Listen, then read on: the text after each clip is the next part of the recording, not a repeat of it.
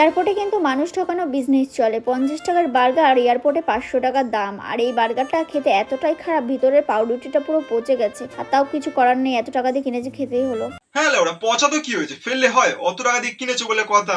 তাহলে বৌদি এবার হাগলে না আর ফেলবে না, খেয়ে নেবে। অত টাকা খরচা করে খেয়েছে বলে কথা।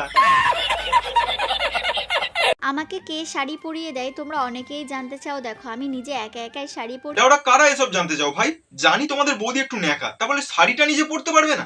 সঠিক বলেছেন। 200 টাকা কেজি মুরগির মাংস কেনার টাকা নেই, তাই বারবার 20 টাকা দিয়ে মুরগির ছাল কিনে এনে ভালো করে রান্না করে খাই। হ্যাঁ লেওড়া, আমাদের বৌদি খুব গরিব, তাই তো আজকে আমাদের বৌদি রান্না করেছে।